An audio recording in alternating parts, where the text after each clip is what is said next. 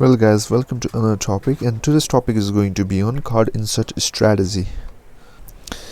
Guys, you should consider adding a thank you card to your product, because what happens is when you add a thank you card to your product, it will definitely create a better reviews for your product. And what happens is your product will look more professional when you add thank you card to your product. The way you can create a thank you card is, firstly, you can go to Pinterest, and after you come to Pinterest, you can find the design that you like. As you can see here, you can search for thank you card design for product, and as you can see, there are literally thousands of designs.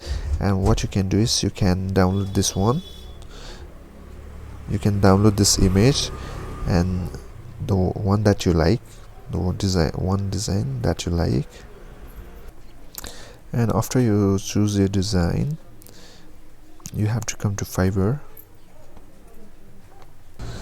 And after you come to Fiverr, you can literally find freelancer who can create a thank you card for you.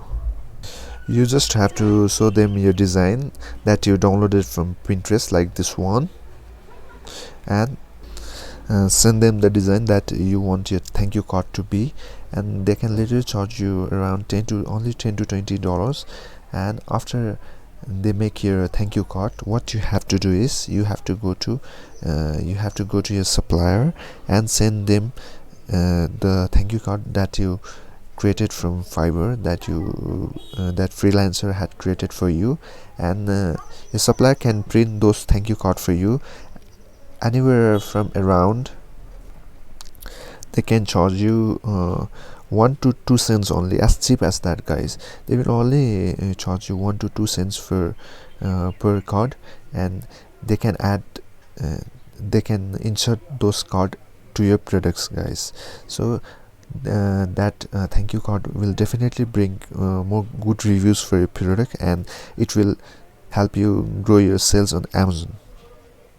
So hope you guys got idea on how you can create a thank you card and what card insert strategy actually is, guys.